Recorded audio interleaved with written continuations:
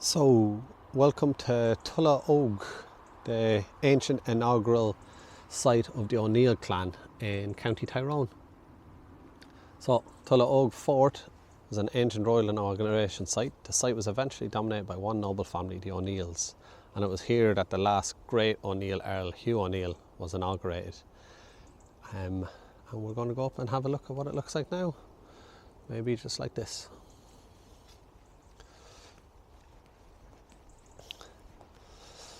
So I was asking people on Reddit what to see in County Tyrone because I knew I was going to do videos related to the East Tyrone Brigade of the IRA, but I also wanted to check out some other areas, and this was recommended to me. I didn't know what it was. I knew it was some sort of ancient fort or site, but on the way here from Carrickmore I was trying to go to, there's a lot of ring forts and stone circles appeared on Google Maps, but it was impossible to get to them.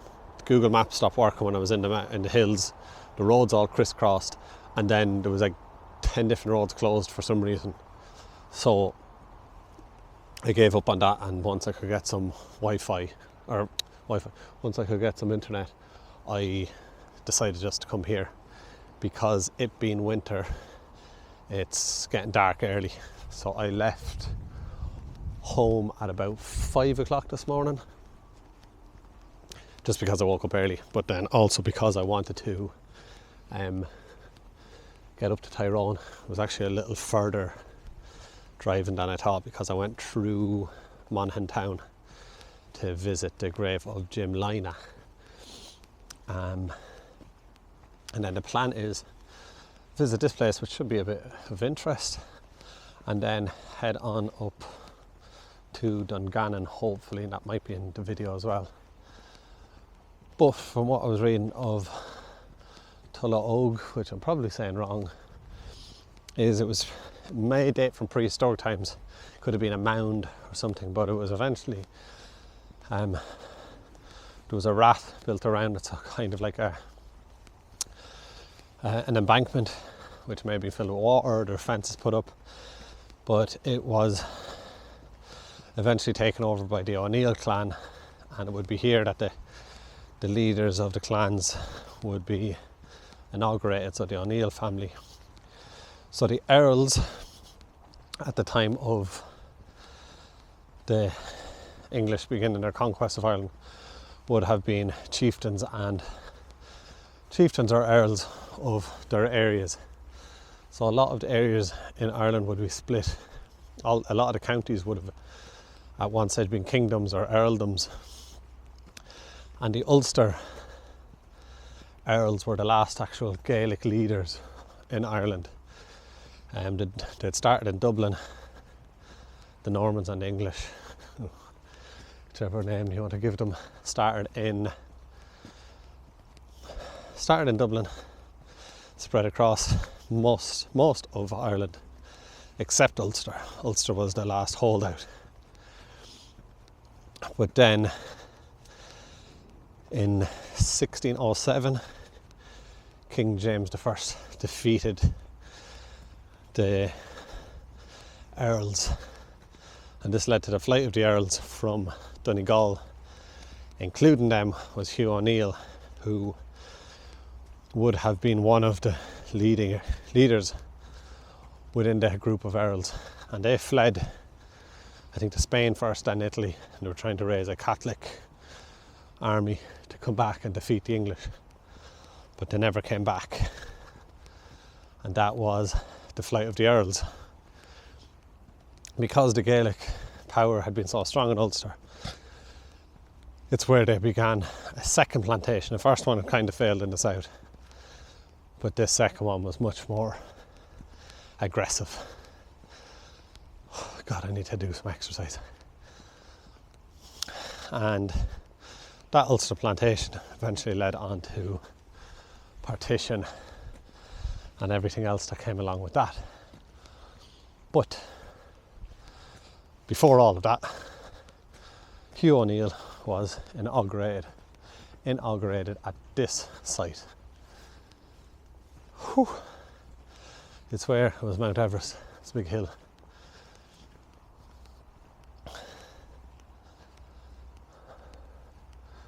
And look, County Tyrone. Now, probably can't really see too much. It's very cloudy. Inauguration of a king. For centuries, the O'Neills were inaugurated in a special ceremony in Tullyhogue, attended by nobles, clan supporters, and eminent churchmen. In earlier times, a rod of kingship, probably cut from one of the sacred trees at Tullyhogue, may also have been symbolically presented to the new leader. On the day of the king's inauguration, the most powerful member of the O'Neills gathered at Tullyhogue and went in procession to Loch Naree, the Stone of Kings. Among them were the head of the O'Hagan family, the steward to the king, and head of the O'Callaghan family, who was the highest ranked sub-king to the O'Neill. Although few details are known about the ceremony, according to tradition, O'Hagan would throw a ceremonial shoe over the head of O'Neill. The ceremony would have been followed by feasting and other celebrations. So that is up here.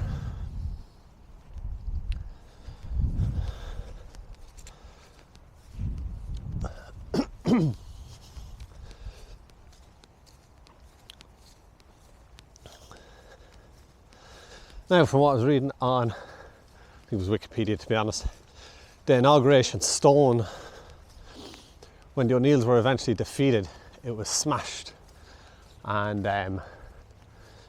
to symbolically show the defeat of the O'Neills and the changing of the guard. Oh, so here it is, the destruction of Loch Naree.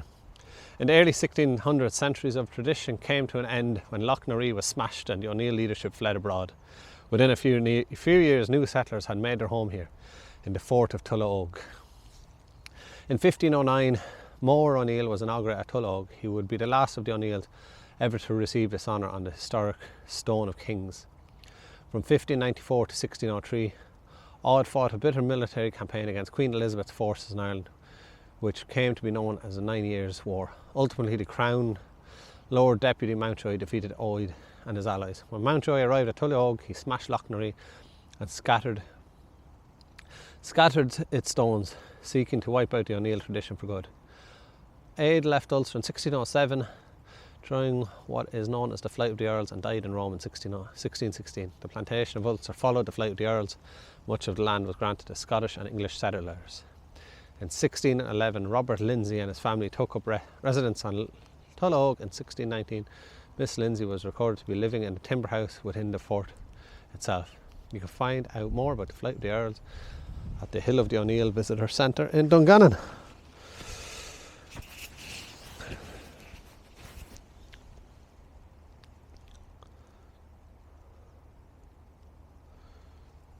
So, let's go have a look. So you can see the aerial shot's much better, but I obviously don't have a drone, so, and it's going to lash rain over there.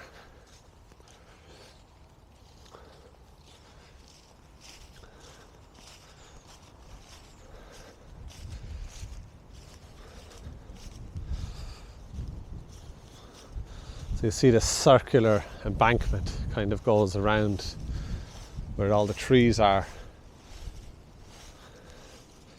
and then another embankment. They're big mushrooms.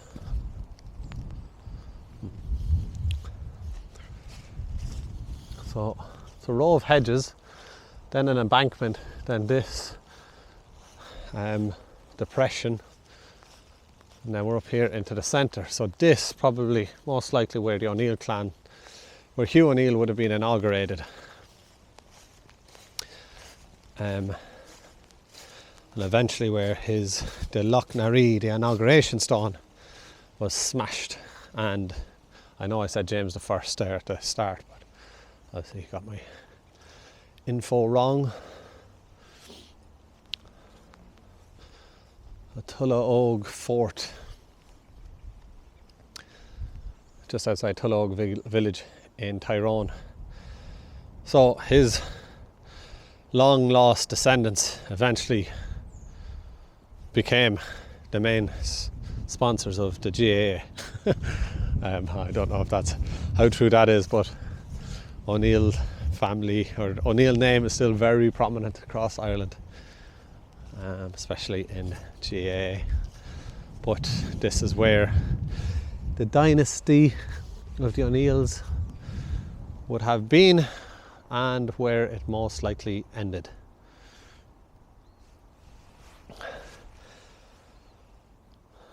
So that's Tullyhogue Fort. I'll just come over here now. Now, if I had an aerial shot, I might try and stick one into the video so you get a better idea of what it looks like from on top, because it's much more I don't know, noticeable, I guess the word. So it's just almost perfectly circled. It doesn't look like that, but that's what it is.